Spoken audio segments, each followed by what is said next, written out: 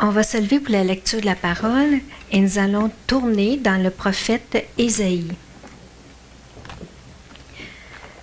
Le chapitre 7, le verset 14. C'est pourquoi le Seigneur lui-même vous donnera un signe. Voici, la jeune fille deviendra enceinte, elle enfantera un fils et elle lui donnera le nom d'Emmanuel. Nous allons tourner un peu plus loin, le chapitre 9, le verset 5. Car un enfant nous est né, un fils nous est donné, et la domination reposera sur son épaule. On l'appellera admirable conseiller, Dieu puissant, Père éternel, Prince de la paix. Amen. Vous pouvez vous asseoir. Comme le pasteur a dit, le message de ce matin est la suite de celui de la semaine dernière et le titre est la divinité d'Emmanuel. La semaine dernière, nous avons terminé après avoir vu les deux premiers noms donnés à Emmanuel dans Ésaïe 9:5, c'est-à-dire admirable conseiller et Dieu puissant. Ce matin, nous commençons avec le troisième nom, qui est Père éternel. En hébreu, Ab-Ad. À ne pas confondre avec Abba. Abba, c'est le mot araméen que Jésus a utilisé lorsqu'il était dans le jardin de Gethsémani, qu'il priait son Père. C'est un mot qui montre l'affection entre le Père et le Fils, un peu comme nous quand on dit papa. Mais Ab-Ad, ce sont deux mots hébraïques. Ab signifie Père et Ad signifie éternel. Littéralement, on devrait lire Père de l'éternité. L'enfant qui doit naître, Emmanuel, est appelé ici le Père de l'éternité. Cela signifie qu'il est la source de la vie éternelle et qu'il est celui qui contrôle l'éternité. Il est clair que ce nom-là ne peut qu'être employé pour Dieu. Emmanuel est Dieu. Il peut sembler étrange qu'Emmanuel, c'est-à-dire Jésus, que nous savons être Dieu le Fils, soit ici appelé Père. C'est parce que ce qu'il faut comprendre, c'est que ce titre de Père n'est pas lié, ne fait pas référence à cette position au sein de la Trinité. Dans la Trinité, nous savons qu'il y a Dieu le Père, Dieu le Fils, Dieu le Saint-Esprit. C'est trois personnes distinctes en une seule. Et évidemment, on n'essaie pas de comprendre parce que c'est un mystère. Qui dit mystère dit incompréhensible. C'est la nature même d'un mystère d'être mystérieux. Donc, nous le croyons par la foi parce que la Bible enseigne la parole de Dieu. Ainsi donc, Emmanuel est Dieu le Fils de toute éternité à l'intérieur de la Trinité. Lorsqu'Emmanuel est appelé ici Père éternel, ça fait référence à sa relation avec le peuple d'Israël, mais aussi avec l'Église et avec toute l'humanité. Ce que nous allons voir maintenant. Premier point, Emmanuel, Ab-Ad, est le Père éternel du peuple d'Israël. En Israël, le roi était considéré comme le père de son peuple. Avant Saül, le premier roi d'Israël, le peuple d'Israël était théocratique. Ça veut dire que c'était l'Éternel qui était leur roi. L'Éternel était considéré donc comme le père du peuple d'Israël. Il n'était pas seulement en sa qualité de roi, mais aussi en sa qualité de créateur. C'est l'Éternel qui a créé le peuple d'Israël. Dans Deutéronome 32, verset 6, il est écrit « Est-ce l'Éternel que vous en rendrez responsable, peuple insensé et dépourvu de sagesse? N'est-il pas ton Père, ton Créateur? N'est-ce pas lui qui t'a formé et qui t'a affermi? » L'Éternel lui-même revendique la paternité de ce peuple. Dans Exode 4, verset 22, tu diras à Pharaon, ainsi parle l'Éternel, Israël est mon fils, mon premier-né. Et Israël le reconnaît aussi dans Ésaïe 63, verset 16. Tu es cependant notre Père, car Abraham ne nous connaît pas, et Israël ignore qui nous sommes. C'est toi, Éternel, qui est notre Père, qui dès l'éternité t'appelle notre Sauveur. Les mots utilisés dans ce verset sont les mêmes qui ont été employés dans Ésaïe 9, verset 5. Emmanuel est le Messie attendu par les Israélites, ce roi de la lignée de David qui doit les libérer de tout leur ennemi et leur assurer une paix à perpétuité. Étant donné que le roi est considéré comme le père de son peuple, eh bien le Messie attendu est aussi considéré comme le père d'Israël. En sa qualité de roi, Emmanuel sera le Père éternel de son peuple terrestre, Israël. Son règne n'aura point de fin. C'est ce que l'ange Gabriel a annoncé à Marie dans Luc 1, versets 32 et 33. Il sera grand et sera appelé Fils du Très-Haut. Et le Seigneur Dieu lui donnera le trône de David, son père. Il régnera sur la maison de Jacob éternellement, et son règne n'aura point de fin. Michée a aussi annoncé un Messie éternel dans Michée 5, verset 2. Et toi, Bethléem Éphrata, petite entre les milliers de Juda, de toi sortira pour moi celui qui dominera sur Israël et dont l'origine remonte au temps ancien, au jour de l'éternité. Comme un bon père, le Messie prendra soin de son peuple avec compassion et il régnera avec justice, comme il est écrit dans Hébreux 1, verset 8. Mais il a dit au Fils, ton trône, ô Dieu, est éternel. Le sceptre de ton règne est un sceptre d'équité. L'équité signifie justice et droiture. Emmanuel Abad ne régnera pas en tyran ni en despote cruel, mais comme un père aimant et bienveillant. Le Messie, roi divin, sera toujours le protecteur puissant des siens. Emmanuel est venu tel qu'annoncé par les prophètes. Malheureusement, les siens ne l'ont pas reconnu et ils l'ont rejeté. Mais ce n'est que pour un temps, car un jour, tout Israël reconnaîtra le Messie en Jésus glorifié. Lors de son retour sur terre, c'est mentionné dans Apocalypse 1, verset 7, il est écrit « Voici, il vient, c'est Jésus, glorifié, avec les nuées. Et tout œil le verra, même ceux qui l'ont percé, c'est-à-dire son peuple, le peuple d'Israël. Et toutes les tribus de la terre se lamenteront à cause de lui. Oui, Amen. » Deuxième point, Emmanuel, Abad, est le Père éternel de l'Église. Dans l'Épître aux Romains, le chapitre 11, Paul explique que le peuple juif a rejeté le Messie, ce que nous venons de voir, pour un temps, afin que les païens puissent participer au salut. Il utilise la métaphore de l'olivier. Il compare Israël à l'olivier franc. Il a retranché les branches de l'olivier franc, qui est Israël, pour hanter, c'est-à-dire greffer, les branches de l'olivier sauvage, qui sont les païens. Et ce rejet du Messie par le peuple juif a donc permis à nous, les non-juifs, d'entrer dans la nouvelle alliance éternelle. Éphésiens 2, versets 11 à 13. C'est pourquoi, vous, autrefois païens, c'est tous nous, chacun d'entre nous, païens dans la chair, appelés incirconcis par ceux qu'on appelle circoncis, c'est-à-dire le peuple d'Israël, et qui le sont à la chair par la main de l'homme. Souvenez-vous que vous étiez en ce temps-là, sans Christ, privés du droit de citer en Israël, étrangers aux alliances de la promesse, sans espérance et sans Dieu dans le monde. Mais maintenant, en Jésus-Christ, vous qui étiez jadis éloignés, vous avez été rapprochés par le sang de Christ. Merci Seigneur pour ce cadeau merveilleux. Nous avons tendance à prendre le salut pour acquis et à oublier tout ce que ça représente pour nous. Nous étions sans aucune espérance, sans Dieu, sans aucune connaissance de ce qui va nous arriver après la mort. C'est comme ça que nous étions. Nous étions littéralement des êtres perdus, sans but, sans aucun sens à notre vie. Mais gloire à Dieu qu'aujourd'hui, nous savons pourquoi et surtout pour qui nous avons été créés. Nous savons pourquoi nous sommes ici sur cette terre, pourquoi nous vivons. Nous savons qu'il y a un Dieu bon, fidèle et juste avec qui nous passerons l'éternité.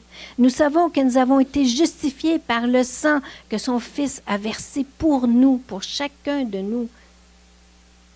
Nous savons que notre vie ne s'arrête pas ici sur terre. Combien de personnes aujourd'hui n'ont aucune espérance?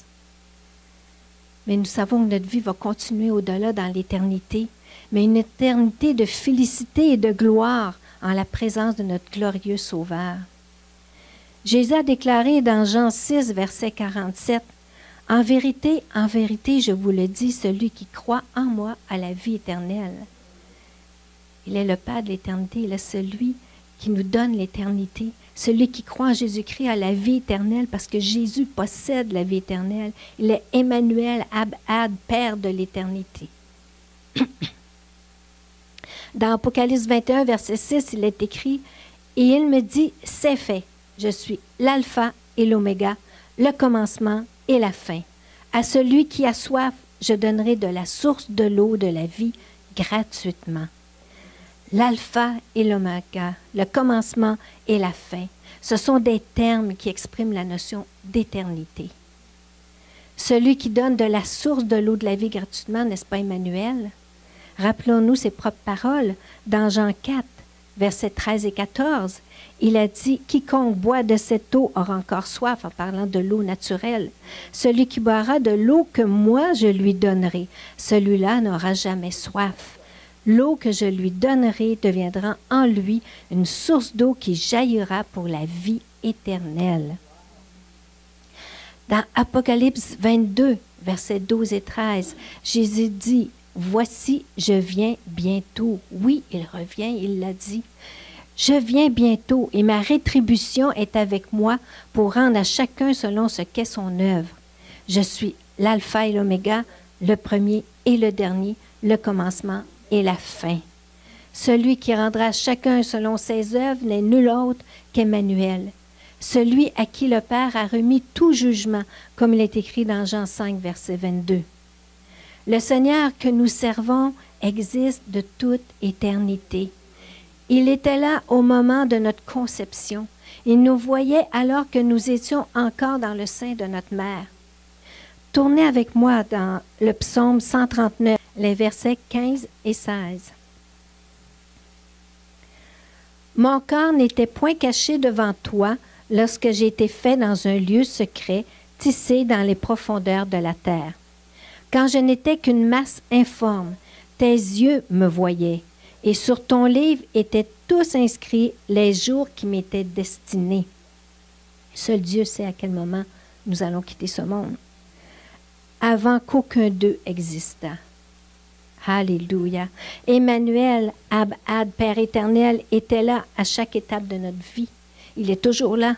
Il connaît tout de nous. Il était là quand même, avant même que nous le connaissions. Il était là quand nous avons fait de bons coups, mais aussi quand nous avons fait de mauvais coups. Malgré notre rébellion contre lui, malgré notre vie de péché, il nous a aimés. Et un jour, il s'est révélé à nous. Car son dessein était de nous sauver. Et c'est encore son dessein de sauver ceux qui sont autour de nous et qui sont perdus. Il voulait nous sauver afin que nous puissions participer à sa vie éternelle.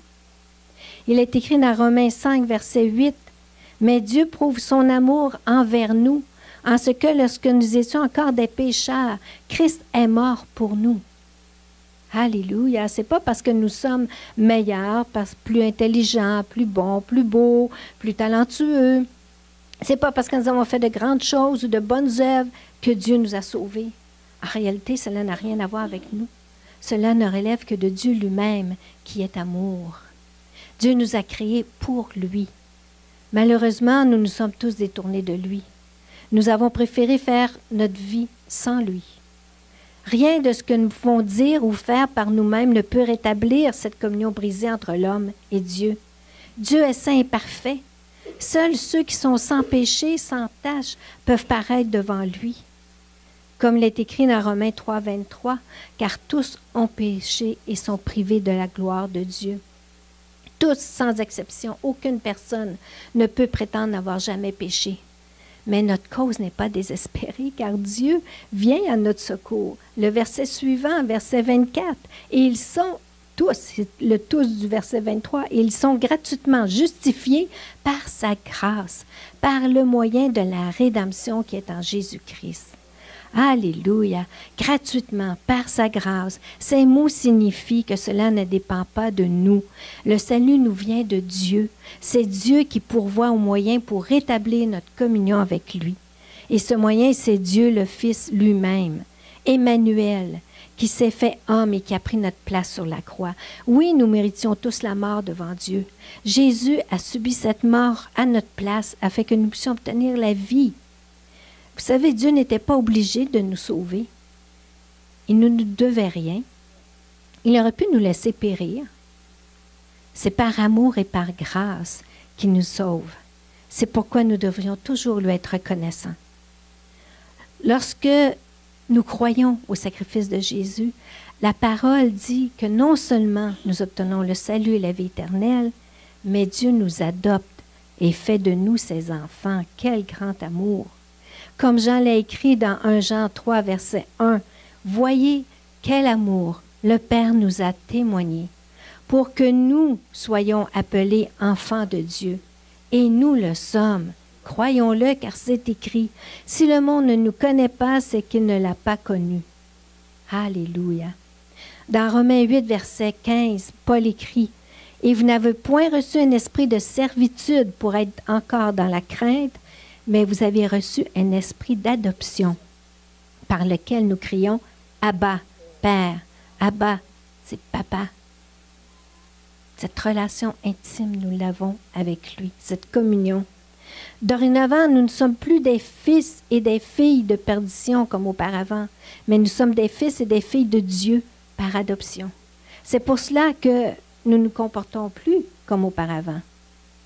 Dans son amour, Dieu nous accepte tels que nous sommes, pécheurs, mais dans sa grâce, son dessein est de nous transformer, afin de nous rendre semblables à son Fils. Le véritable chrétien, né de nouveau, ne vit plus dans le péché. Il est le péché. Lorsqu'il chute, il se repent avec douleur et larmes. Il demande à Dieu la grâce de le relever et la force de ne plus retomber. L'apôtre Pierre écrit dans 1 Pierre 1, verset 14, « Comme des enfants obéissants, ne vous laissez plus diriger par les passions qui vous gouvernaient autrefois, au temps de votre ignorance, avant que le Seigneur se révèle à nous et qu'on l'accepte. » Paul écrit dans Éphésiens 5, verset 8, « Autrefois, certes, vous apparteniez aux ténèbres, et tous nous appartenions aux ténèbres, tous nous venons de là. Mais à présent, par votre union avec le Seigneur, vous appartenez à la lumière. Comportez-vous donc comme des enfants de la lumière. » Alléluia. Le meilleur témoignage que nous pouvons présenter aux incroyants, c'est une vie sanctifiée et consacrée. Troisième et dernier point, Emmanuel Abad est le Père éternel révélé à l'humanité. Emmanuel est celui qui révèle le Père céleste à l'humanité. Jésus a dit dans Matthieu 11, verset 27, « Toutes choses m'ont été données par mon Père. Et personne ne connaît le Fils si ce n'est le Père. Personne non plus ne connaît le Père si ce n'est le Fils et celui à qui le Fils veut le révéler. » Et dans Jean 1, verset 18, Jésus dit, « Personne n'a jamais vu Dieu. Le Fils unique qui est dans le sein du Père est celui qui l'a fait connaître. » Il est venu faire connaître son Père. Parce que l'homme s'est toujours fait une idée de Dieu selon ses propres aspirations, selon sa religion. Quand Emmanuel était sur terre, les 3 années qu'il était sur, toutes les années depuis sa naissance, les 33 années qu'il était sur terre, c'est l'Empire romain qui gouvernait. Puis les Romains avaient tout un lot de divinités, ce que nous appelons le panthéon romain. Ils s'étaient fait imaginer des dieux semblables à eux. Leurs dieux se mariaient et avaient des enfants. Ils commettaient l'adultère, ils faisaient la guerre, ils étaient en rivalité les uns avec les autres, exactement comme les hommes. Les dieux romains puis leurs légendes, c'est ce qu'on appelle la mythologie romaine. Aujourd'hui, l'homme n'a guère changé. Il continue à se donner des dieux, des idoles, selon ses propres aspirations, son imagination. Même dans certains milieux évangéliques, nous retrouvons souvent un Dieu qui n'a rien à voir avec le Dieu de la Bible. À écouter certains chrétiens, Dieu n'est qu'un distributeur de bénédictions. Le Dieu véritable, c'est celui qu'Emmanuel nous a révélé. Comment Emmanuel a-t-il fait connaître le Père céleste? Par ses actions, ses paroles et ses enseignements qui lui venaient du Père, et aussi par sa propre personne. Comment il était, son comportement, son attitude, sa compassion et son amour. Jésus a déclaré dans Jean 10, verset 30, « Moi et le Père, nous sommes un. Si nous voulons connaître Dieu le Père, tournons nos yeux vers Jésus. Prêtons attention à ce qu'il a dit, regardons ce qu'il a fait, observons son comportement et nous aurons un portrait du Père. Et tout ça, nous l'avons dans la parole. Il faut la lire, l'étudier, la méditer. À plusieurs reprises et dans différents contextes, Jésus a affirmé qu'il agissait et parlait selon la volonté de son Père. Par exemple, dans Jean 5, verset 17, il a dit « Mon Père agit jusqu'à présent, moi aussi j'agis. » Et dans Jean 5, verset 19, « En vérité, je vous le dis, le Fils ne peut rien faire de lui-même. Il ne fait que ce qu'il voit faire au Père. Et tout ce que le Père fait, le Fils aussi le fait pareillement. » Quand Jésus déclare qu'il ne peut rien faire de lui-même, là, ce n'est pas en termes de capacité, mais en termes de volonté. Jésus Emmanuel est Dieu et à ce titre, il est tout-puissant et n'a aucune limite. Cependant, il s'est volontairement rendu dépendant de son Père pendant sa vie terrestre.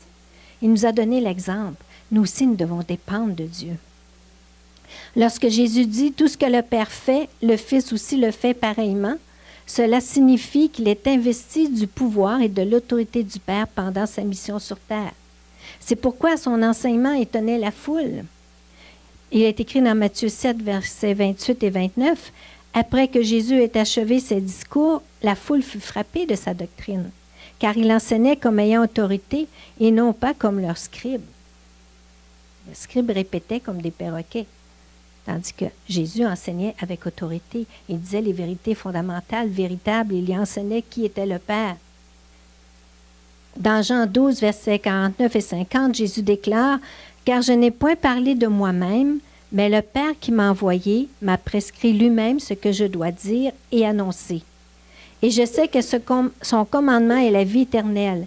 C'est pourquoi les choses que je dis, je les dis comme le Père me les a dites. » Les choses qu'il a annoncées incluent sa personne et sa mission. Il est le Sauveur, le Messie, le Fils du Dieu vivant. C'est pourquoi il ajoute que son commandement est la vie éternelle.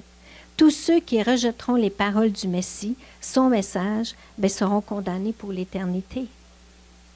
Emmanuel a fait connaître un Dieu plein de miséricorde.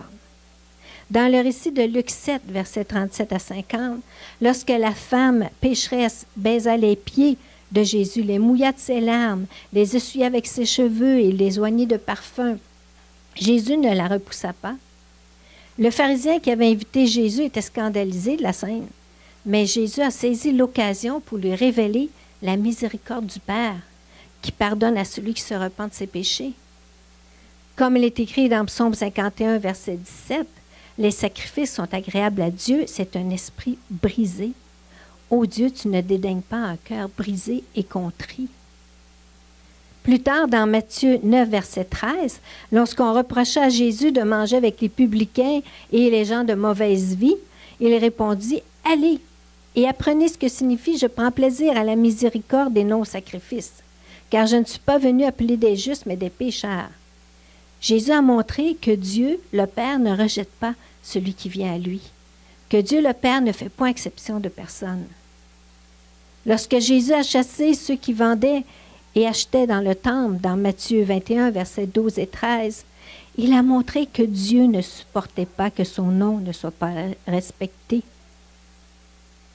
Lorsque Jésus a sermonné les pharisiens, dans Matthieu 23, versets 13 à 33, en leur disant à 7 reprises, « Malheur à vous, scribes et pharisiens hypocrites. » C'était fort. Jésus a montré combien Dieu a en horreur l'hypocrisie. N'oubliez pas que l'hypocrisie, c'est lié au mensonge. Le père du mensonge, c'est Satan. Lorsque Jésus a guéri les malades et chassé les démons, tout au long de son ministère, il a montré que Dieu était plein de compassion pour l'homme. Si nous voulons savoir quelle relation existe entre Dieu et ceux qui le suivent, regardons Jésus diriger et instruire ses disciples. Dans Marc 4, verset 34, il est écrit « Il ne leur parlait point sans parabole », il parle à la foule, mais en particulier, il expliquait tout à ses disciples. Jésus avait une intimité avec ses disciples, une intimité qu'il n'avait pas avec la foule. De même, Dieu va avoir cette intimité avec chacun de ses enfants. Jésus a montré tout l'amour du Père envers l'humanité en déclarant dans Jean 3,16, que nous connaissons tous, « Car Dieu a tant aimé le monde qu'il a donné son Fils unique, afin que quiconque croit en lui ne périsse point, mais qu'il ait la vie éternelle. » Jésus montre la bienveillance de Dieu lorsqu'il enseigne de ne pas nous inquiéter pour nos besoins matériels, dans Matthieu 6, versets 25 à 34. Alors nous voyons que Jésus avait pour mission de faire révéler le Père. Maintenant, voyons le quatrième et dernier nom, Prince de la paix. En hébreu, c'est Sar Shalom. C'est le seul des 4 noms qui peut s'appliquer à la fois à Dieu et à l'homme. Mais si l'on s'en tient au livre d'Ésaïe, parce que nous revenons à Ésaïe 9, verset 5, la mission d'assurer la paix peut uniquement être accomplie par Dieu. Il serait trop long de voir tous les versets, mais on peut en voir seulement que 2. Ésaïe 26, versets 3 et 4, qui mentionne « À celui qui est ferme dans ses sentiments, tu assures la paix. » La paix, il le répète, pour être sûr qu'on le croit vraiment, parce qu'il se confie en toi. Confiez-vous en l'Éternel, pas aux hommes, à l'Éternel, à perpétuité, car l'Éternel est le rocher des siècles. Rocher des siècles, il ne bronche pas, des siècles éternellement.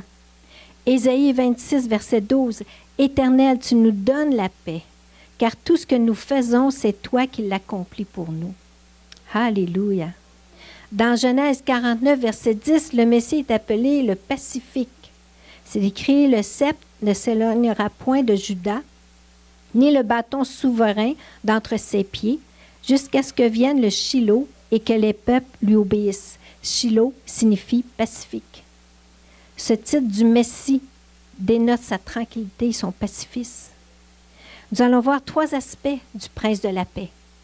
Premier aspect, Emmanuel est le prince de la paix de l'humanité. Comme nous l'avons vu, Emmanuel est celui qui réconcilie l'humanité avec Dieu par son sacrifice à la croix. Il est le seul qui procure la paix entre l'homme et Dieu. Il est le moyen que Dieu a choisi. Colossiens 1, versets 19 à 21. « Car Dieu a voulu que toute plénitude habite en lui. Il a voulu par lui réconcilier tout avec lui-même, tant ce qui est sur la terre que ce qui est dans les cieux, en faisant la paix par lui, par le sang de sa croix. Et vous qui étiez autrefois étrangers et ennemis par vos pensées et par vos mauvaises œuvres, il vous a maintenant réconciliés. » Merci Seigneur. Cette mission de réconciliation, le Messie nous l'a confiée. Tournez avec moi dans 2 Corinthiens.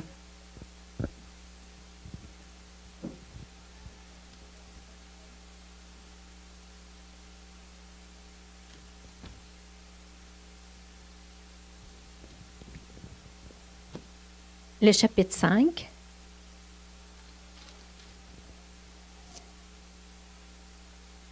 Les versets 19 à 21.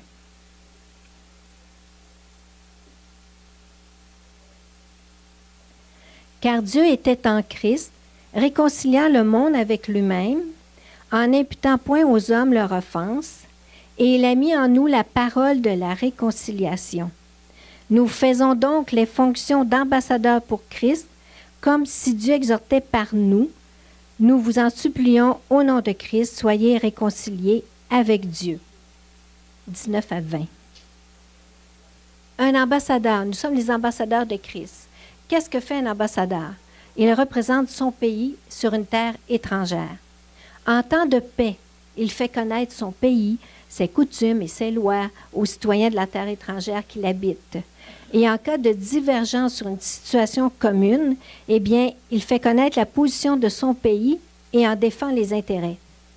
Et en temps de guerre, eh bien, il est rappelé par son roi et rentre dans son pays. Nous sommes les ambassadeurs de Christ et nous vivons dans le temps de la grâce de Dieu. Nous vivons sur une terre étrangère qui s'appelle la terre. C'est un temps de paix présentement où il est de notre devoir de faire connaître Christ et son royaume aux habitants de cette terre, sur laquelle nous ne sommes que des étrangers, que des voyageurs. Nous le faisons non seulement en annonçant la bonne nouvelle, mais aussi en vivant selon les règles du royaume, comme tout ambassadeur fait. Dans 1 Pierre 2, versets 11 et 12, il est écrit « Bien-aimés, je vous exhorte, comme étrangers et voyageurs sur la terre, c'est ce que nous sommes, à vous abstenir des convoitises charnelles qui font la guerre à l'âme. Ayez au milieu des païens, ceux qui ne sont pas sauvés, une bonne conduite, afin que là même où ils vous calomnient, comme si vous étiez des malfaiteurs, ils remarquent vos bonnes œuvres et glorifient Dieu au jour où il les visitera, au jour où Dieu viendra se révéler à eux. Même si c'est un temps de grâce, nous voyons que nous pouvons aussi avoir de l'opposition. Oui, nous en rencontrons, parce que nous vivons dans un monde qui est hostile à l'Évangile, et nous avons un puissant ennemi qui s'appelle Satan. Paul nous avertit dans 2 Timothée 3, verset 12. « Or, tous ceux qui veulent vivre pieusement en Jésus-Christ seront persécutés. » Mais à titre d'ambassadeur de Christ, nous devons défendre les intérêts du royaume de Dieu en faisant connaître la vérité, et ce, malgré l'opposition et l'adversité. Nous devons refuser tous les compromis qui sont faits pour plaire aux hommes ou pour s'adapter au monde moderne. Nous devons nous attacher aux choses d'en haut et à la vérité qui est dans la parole, dans la Bible. 2 Corinthiens 2, 17, verset 17 nous dit « Car nous ne falsifions point la parole de Dieu, comme font plusieurs. » Malheureusement, il y en a plusieurs qui falsifient la parole aujourd'hui. Il y a beaucoup de fausses doctrines. Mais c'est avec sincérité, mais c'est de la part de Dieu que nous parlons en Christ devant Dieu. Nous sommes toujours devant Dieu. N'oublions pas que tout ce que nous faisons, tout ce que nous disons, Dieu le voit. Nous sommes ses ambassadeurs. Nous le représentons. Il faut toujours garder ça en tête. Et dans Colossiens 3, versets 1 à 3, il est écrit « Si donc vous êtes ressuscités avec Christ, cherchez les choses d'en haut, où Christ est assis à la droite de Dieu. Affectionnez-vous aux choses d'en haut, avoir de l'affection, les aimer, les chérir, et non à celles qui sont sur la terre, car vous êtes morts et votre vie est cachée avec Christ en Dieu. Nous sommes morts à notre vie, ancienne vie, qui était la vie charnelle sur terre. » L'ambassadeur, même s'il vit en terre étrangère pendant plusieurs années, demeure toujours attaché à son pays d'origine. Et c'est ce que nous devons faire. Parfois, on vient au Seigneur, puis on est tout enthousiaste, puis oui, on s'attache aux choses de Dieu, mais avec les années, on se tiédit. Mais il ne faut pas qu'il en soit ainsi. Il faut demeurer enthousiaste, passionné, car si on continue à méditer la parole de Dieu et à connaître notre Père et à avoir cette relation bénie et intime, ça va se faire automatiquement. Nous allons entretenir ce feu en nous, cet amour, cette passion pour les choses de Dieu. De même, nous portons toute notre affection sur les choses d'en haut parce que notre résidence permanente, c'est là qu'elle est. Il est écrit dans Philippiens 3,20 « Mais notre cité à nous est dans les cieux, d'où nous attendons aussi comme sauveur le Seigneur Jésus-Christ. » C'est la nouvelle Jérusalem. C'est notre résidence permanente, celle qui nous attend. Un jour, ce sera la guerre sur terre, une guerre terrible entre Dieu et les hommes. La colère de Dieu tombera sur l'humanité, qui aura rejeté son Fils et préféré le mensonge à la vérité. Le temps de grâce se terminera. C'est maintenant le temps de grâce, c'est maintenant le temps de témoigner. Un jour, ce sera la fin.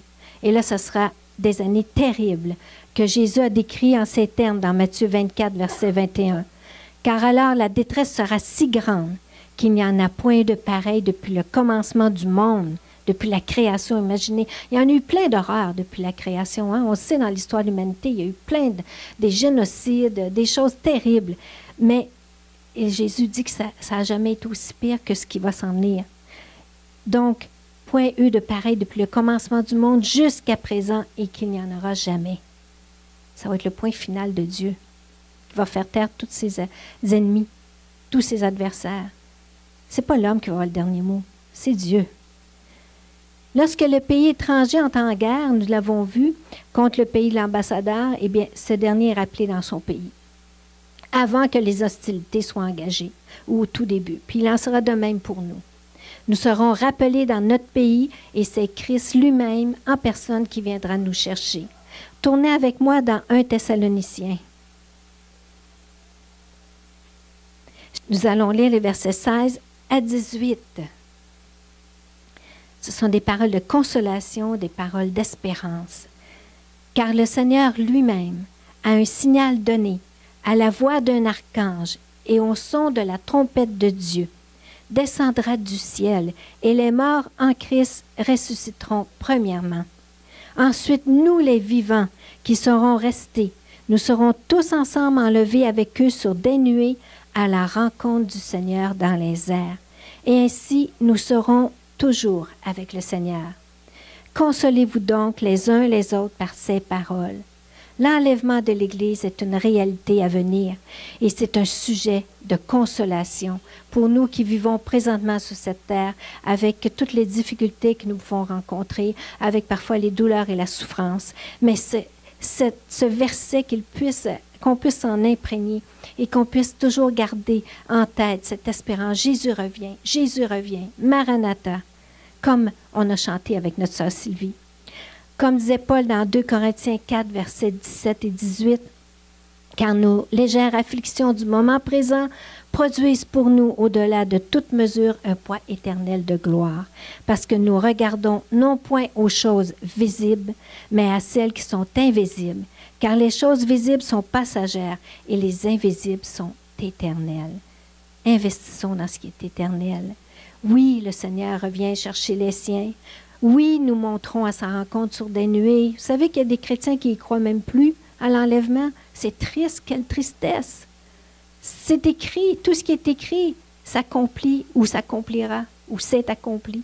C'est la vérité, c'est vrai. Oui, nous serons en sa présence pour l'éternité. Oui, bientôt nous rentrons à la maison. Notre roi nous rappellera au pays. Encourageons-nous, fortifions-nous et consolons-nous par ses promesses. Ne nous laissons pas accaparer par les choses de cette terre. Ne nous laissons pas distraire ou séduire par le monde.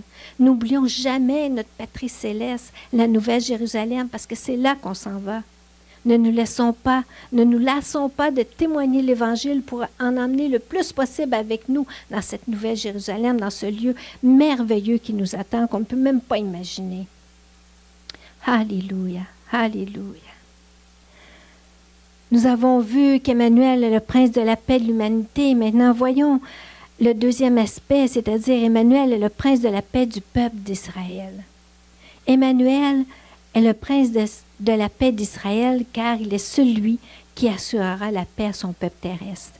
Dans Jérémie 23, versets 5 et 6, il est écrit « Voici les jours viennent, dit l'Éternel, où je susciterai à David un germe juste. » C'est le Messie, le germe juste. Et il régnera en roi et prospérera. Il pratiquera la justice et l'équité dans le pays. En son temps, Juda sera sauvé. Israël aura la sécurité dans sa demeure. Et voici le nom dont on l'appellera l'Éternel, notre justice. Alléluia. C'est le Messie, le germe juste. Et en son temps, c'est lorsqu'il va venir établir son règne sur terre. Le Messie va assurer la paix et la sécurité à Israël dans sa demeure, c'est-à-dire dans son pays, qu'il n'a jamais occupé pleinement. Mais lorsque Jésus va venir sur la terre établir son règne, Israël va occuper pleinement tout son territoire que Dieu lui a donné. Le Messie va assurer la paix à son peuple parce qu'il vaincra tous ses ennemis. Luc 1, versets 68-71. Dans ce passage, Zacharie, le père de Jean-Baptiste, prophétise sur le Messie. Il dit « Béni soit le Seigneur, le Dieu d'Israël, de ce qu'il a visité et racheté son peuple, et nous a suscité un puissant sauveur dans la maison de David, son serviteur, comme il l'avait annoncé par la bouche de ses saints prophètes des anciens temps. » Vous voyez, les prophéties s'accomplissent toujours. « Un sauveur qui nous délivre de nos ennemis et de la main de tous ceux qui nous haïssent. » Alléluia. Dans Isaïe 60, verset 18, il est écrit « On n'entendra plus parler de violence dans ton pays. » S'il y a un pays qui subit beaucoup de violence, c'est bien Israël. Mais là, ça va être fini, la violence. « Ni de ravages et de ruines dans ton territoire. Tu donneras à tes murs le nom de salut et à tes portes celui de gloire. » Alléluia.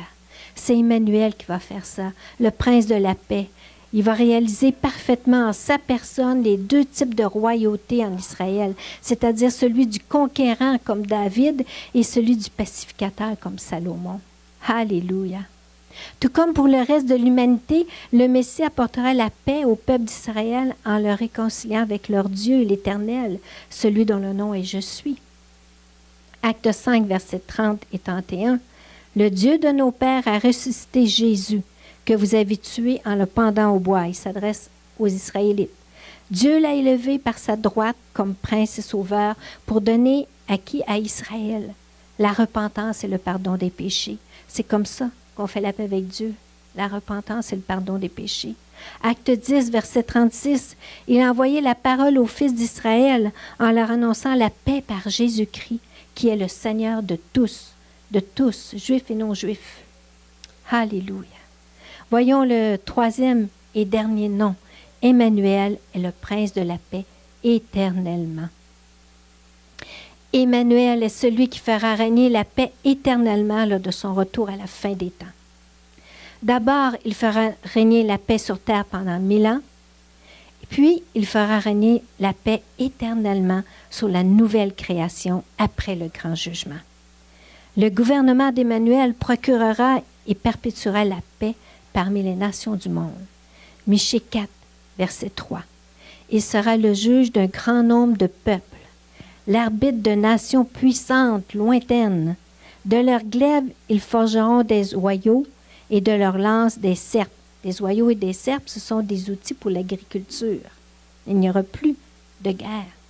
Une nation ne tirera plus l'épée contre une autre et l'on n'apprendra plus la guerre. Tournez avec moi dans Ésaïe, un passage que j'aime beaucoup, qui parle du millénium. Ésaïe, verset 11. Nous allons lire les versets 6 à 9. Peut-être parce que j'aime les animaux, j'aime beaucoup ce passage-là. Le loup habitera avec l'agneau. Imaginez. Et la panthère se couchera avec le chevreau. Le veau, le lionceau et le bétail qu'on engraisse seront ensemble. Et un petit enfant les conduira. Aucun danger. La vache et l'ours auront le même pâturage. La vache et l'ours, ils vont être végétariens. Vous savez qu'ils l'étaient tous en Éden, lorsque Dieu a créé les animaux. Il n'y avait aucun carnivore. Leurs petits, un même gîte, et le lion, comme le bœuf, mangera de la paille. Le nourrisson s'ébattra sur l'antre de la vipère. Et le mot original pour vipère peut aussi être traduit par cobra. Et l'enfant sevré mettra sa main dans la caverne du basilic, un autre serpent venimeux. Le mot original signifie vipère. Il ne se fera ni tort ni dommage sur toute ma montagne sainte, car la terre, toute la terre sera remplie de la connaissance de l'Éternel, comme le fond de la mer par les eaux qui le couvrent. Alléluia, alléluia.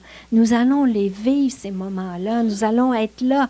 Nous allons le connaître, ce bonheur de n'avoir aucun danger, d'être dans la nature. Imaginez flatter les lions.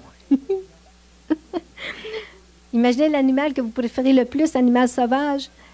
Imaginez, vous pouvez le voir le caresser. Daniel 7, versets 13 à 14 dit « Je regardais pendant mes visions nocturnes, et voici, sous les nuées des cieux arriva quelqu'un de semblable à un fils de l'homme. Il s'avança vers l'Ancien des jours, et on le fit approcher de lui. On lui donna la domination, la gloire et le règne, c'est-à-dire toute autorité, toute souveraineté. Et tous les peuples, les nations et les hommes de toute langue le servirent, aucune exception. Sa domination est une domination éternelle qui ne passera point et son règne ne sera jamais détruit. Le millénium, comme nous avons lu, sera une longue période de paix et de justice. C'est merveilleux. Mais c'est rien comparé. Ce n'est qu'un léger aperçu comparé à ce que sera le règne éternel de Christ dans la nouvelle création. Tout sera nouveau. Tout sera nouveau. On ignore quel type d'animal, de plante qui va exister. Tout va être nouveau. Une nouvelle création, nouveau cieux, nouvelle terre. Imaginez, ça va être inégalable, ça va être exceptionnellement grandiose et glorieux.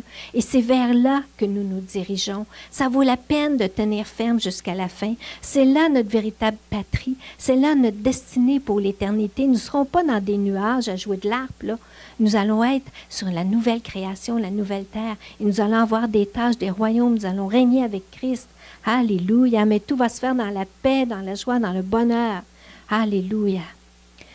En conclusion, Emmanuel, Dieu avec nous, est un nom rempli de richesses et de promesses pour tous ceux qui mettent leur confiance et leur vie entre les mains du Messie.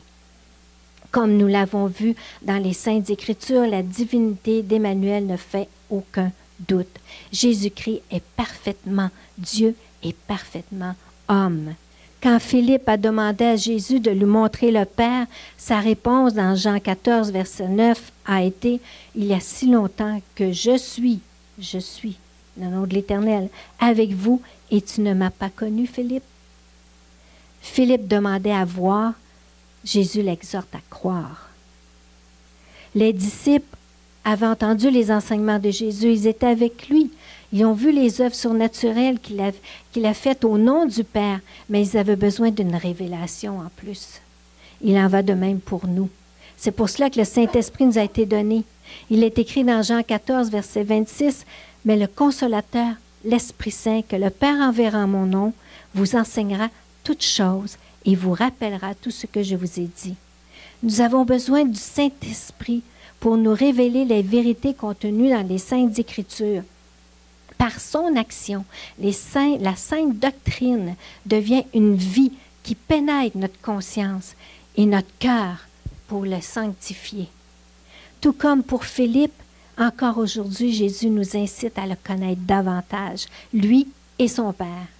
Par rapport à Philippe, nous sommes beaucoup avantagés. Nous avons la Bible, que Philippe n'avait pas, et nous avons le Saint-Esprit qui vit avec nous et en nous. Ce sont des moyens extraordinaires que Jésus a mis à notre disposition. C'est pourquoi nous n'avons aucune excuse de négliger notre relation avec Dieu. En terminant, tournez avec moi dans Éphésiens 1.